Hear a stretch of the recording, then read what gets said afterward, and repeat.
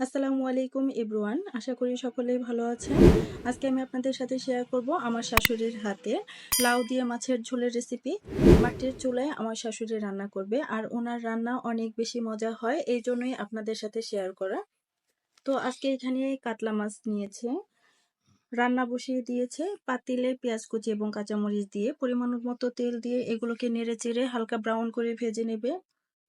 মশলাগুলো যেন পুড়ে না যায় সেজন্য এখানে পানি দিয়ে দেওয়া হয়েছে, আর দেওয়া হয়েছে হলুদ গুঁড়া। এবার একে একে সবগুলো মশলা দিয়ে দিচ্ছে, এখানে মরিচ গুঁড়া দিয়ে দিবে। এইভাবে আপনারাও একবার বাসায় তৈরি করবেন, আপনাদেরও অনেক বেশি মজা হবে। আর এমনিতেও কিন্তু মাটির চুলায় রান্না করলে সেই তরকারির টেস্ট কিন্তু অনেক গুণ বেড়ে যায়। সব মশলাই কিন্তু এখানে দিয়ে দেওয়া হয়েছে, যেমন মরিচ গুঁড়া, ধনিয়া গুঁড়া, হলুদ গুঁড়া, স্বাদ মতো লবণ, আর ঝালটা আপনারা আপনাদের ইচ্ছে অনুযায়ী দিয়ে দিবেন। পরিমাণ মতো পানি দিয়ে দেওয়া হয়েছে মাছ কষানোর জন্য।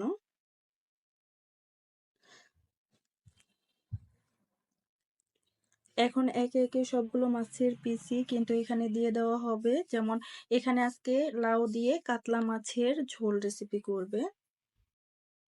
একদম সহজ আর খেতেও অনেক বেশি মজা হয়। মাছগুলো খুব সুন্দরভাবে কষিয়ে নিতে হবে। মাছ যত ভালোভাবে কষিয়ে নেবেন এই তরকারির টেস্টটাও তত বেশি ভালো হবে। মাছগুলো খুব সুন্দরভাবে কষিয়ে নেওয়া হয়ে গেছে, একে একে সবগুলো মাছের পিস উঠিয়ে নিতে হবে।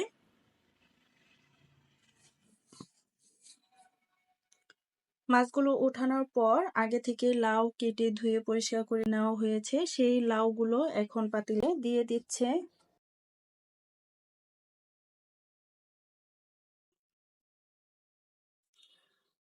লাউ খুব সুন্দরভাবে কষিয়ে নিতে হবে, এই জন্য নেড়ে চেড়ে ঢাকনা দিয়ে ঢেকে এগুলোকে কষিয়ে নিতে হবে।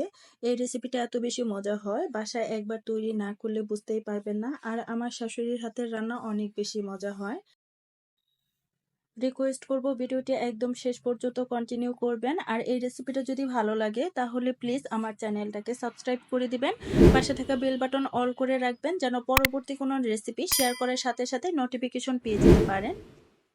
নেড়ে চেড়ে খুব সুন্দর করে ঢাকনা দিয়ে ঢেকে দিতে হবে।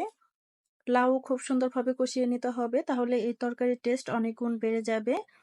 এখন এখানে জিরা পেস্ট দিয়ে দিল, আর এই জিরা পেস্ট দেওয়ার কারণে তরকারির স্বাদ অনেক গুণ বেড়ে যাবে। মাছ দিয়ে দেওয়া হয়েছে, আর 2-3 মিনিটের মতো রান্না করে নিলেই এই তরকারিটা হয়ে যাবে। এই তো হয়ে গেল লাউ দিয়ে মাছের ঝোল রেসিপি। খেতে অনেক বেশি মজা হয়েছিল, আলহামদুলিল্লাহ। বাসায় আপনারাও তৈরি করবেন। আল্লাহ হাফিজ, আসসালামু আলাইকুম।